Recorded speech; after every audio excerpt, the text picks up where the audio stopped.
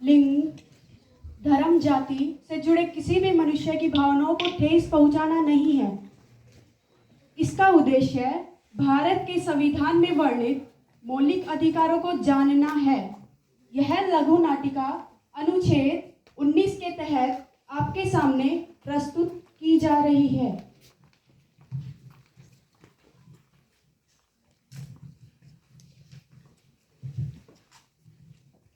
मैं भारत का संविधान हूँ।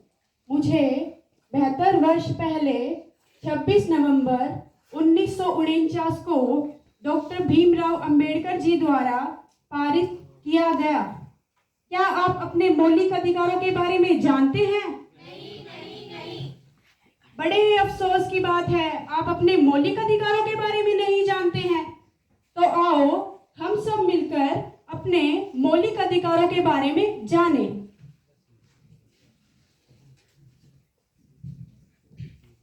एवरीवन, नंबर 1, समानता का अधिकार।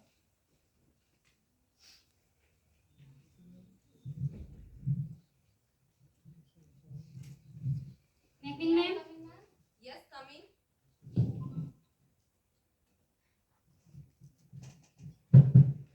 okay. What is your name? Priyanka. And you? Rituraj ma'am. Okay. Give me your documents, please.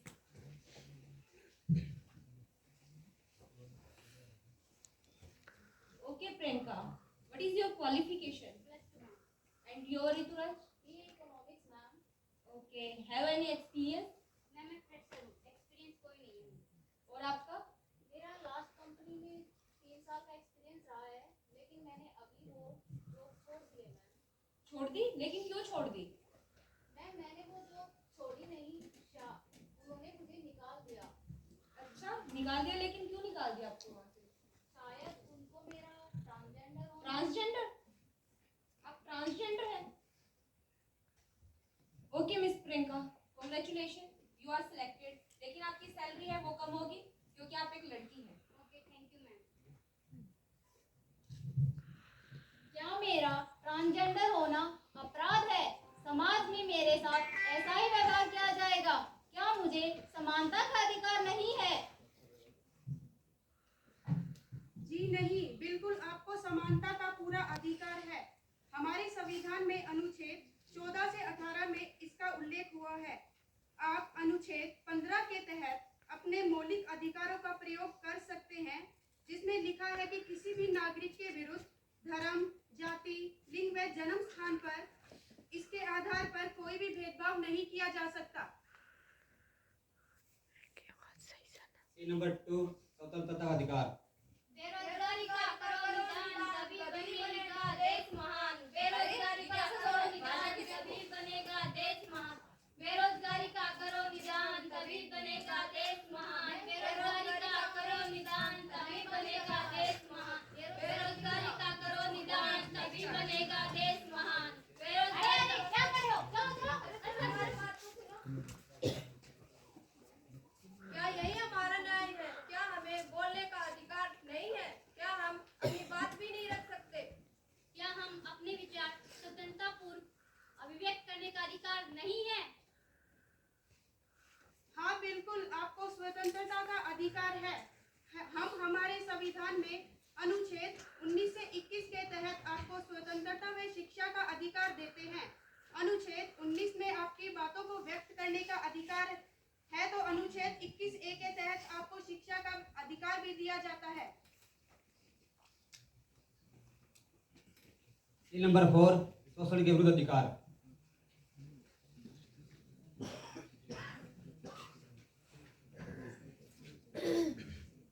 सही था ये।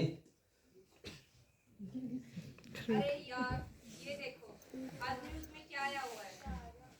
बच्चों की कुल जनसंख्या का 3.5% हिस्सा आज भी बाल श्रम में आता है। बाल श्रम?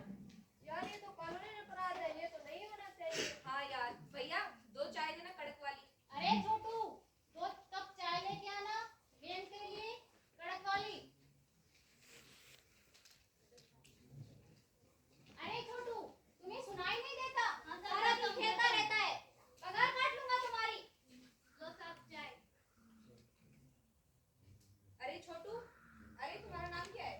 साहब नाम नहीं पता, लेकिन साहब मुझे छोटू बुलाते हैं। तुम्हारी उम्र क्या है? साहब मेरी उम्र 13 फू, साल। ये कैसी चाय बनाई है? सारा मूड ही खराब कर दिया। क्या हुआ मैम? चाय अरे अच्छी इसने नहीं ये कैसी चाय बना दी, सारा मूड खराब कर दिया। चलो यार। अरे सारा दिन खेलता रहता है, किसी काम धंधे का नहीं है। अरे अरे, क्यों मार रहे हैं इसे आप? मैं, ये मेरा नौकर है, आपको बीच में बोलने का कोई अधिकार नहीं है। माना ये तुम्हारा नौकर है, लेकिन ये एक इंसान भी है इसके साथ। आपका कोई हक नहीं बनता इसे ऐसे बोलने का। माना मुझे इसकी उम्र से कोई लेना देना नहीं है, लेकिन- मैं इसको काम के बदले पैसे देता हूँ। पैसे देते हैं, लेकिन मैं एक आम नागरिक होने के मुकाबले मेरा ये फर्ज बनता है कि मैं बताऊं कि ये कानूनन अपराध है। बाल श्रम करवाना एक कानूनन अपराध भी है। अच्छा, ये अपराध है? क्या मैं छोटू का छोटू ही रहूंगा? क्या मुझे आगे बढ़ने का कोई हक नहीं? क्या मेरे साथ ऐसा ही व्यवहार होता रहेगा? नहीं, बिल्कुल नहीं। आपको शोषण के विरुद्ध आवाज उठाने का पूरा अधिकार है, जिसका संविधान के अनुच्छेद 23-24 में उल्लेख है।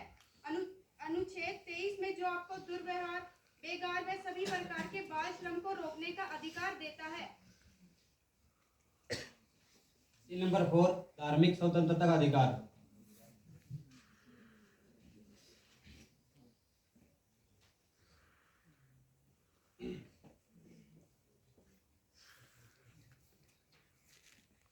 अरे अरे रुको, ये आप यहाँ क्या कर रहे हैं?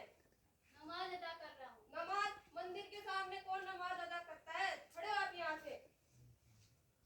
रघुपति राघव राजा राम, पतित पावन सीताराम। या अल्लाह, ये आप क्या कर रहे हैं यहाँ पे?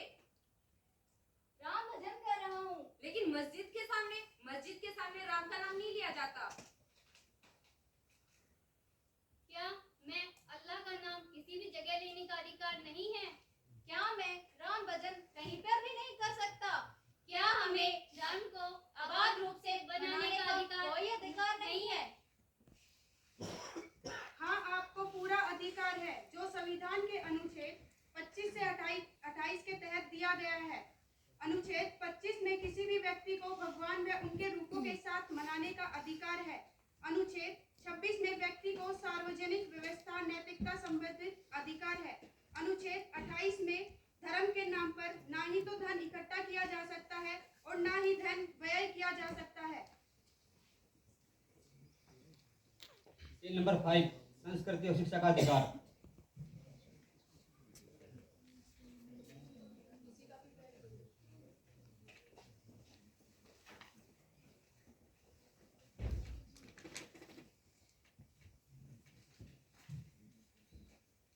अरे आज तो मैं स्कूल जाऊंगा। ए, कहाँ जा रहा है बे तू? स्कूल जा रहा हूँ। अरे, और स्कूल छोड़ इसको। इसको नहीं, छुओ नहीं। मत, इसको छुओ मत। दादी ने क्या बोला था कि ये झुग्गी झोपड़ियों वाले लोग हैं। ये सिर्फ गलियों में साफ सफाई करने के काम आते हैं। शिक्षा का अधिकार नहीं है तुम अरे लोगों को। तुम्हारा पढ़ने का कोई काम नहीं है। हम अमीर लोग हैं, हमारा काम है पढ़ना। तुम्हारे जैसे खड़े चला। क्या मैं झुग्गी झोपड़ी का हुआ तो क्या हुआ? मैं पढ़ नहीं सकता। अल्पसंख्यक हुआ तो क्या हुआ? क्या मैं धर्म और रंग के आधार पर शिक्षा ग्रहण नहीं कर सकता?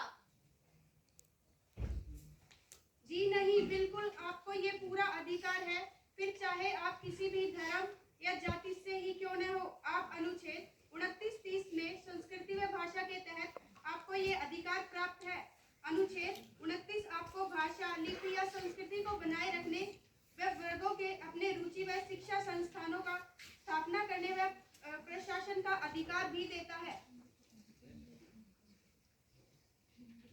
सीन नंबर 6 वैधानिक उपचारों का अधिकार।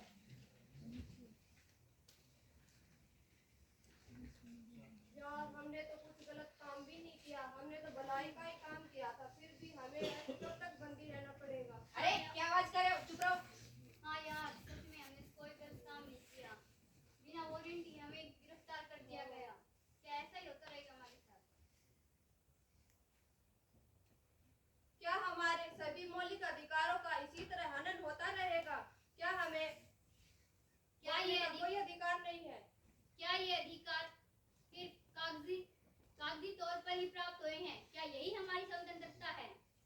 जी नहीं, बिल्कुल आपको अनुच्छेद 32 में संवैधानिक उपचारों के अधिकार के तहत आपको सभी मौलिक अधिकारों को हनन होने से बचाता है। अगर आपको अधिकारों का हनन हो रहा है तो सीधे आप हाई कोर्ट में जाकर सुप्रीम कोर्ट भी जा सकते हैं और अपनी समस्याओं का समाधान जल्द से जल्द करवा सकते हैं। यह श्रम अपने आप में एक मौलिक अधिकार न होकर भी अन्य मौलिक अधिकारों की रक्षा करता है। इसलिए डॉक्टर भीमराव अंबेडकर जी ने इसे संविधान की आत्मा व हृदय कहा है। जय भीम, जय भारत। जय भीम, जय भारत।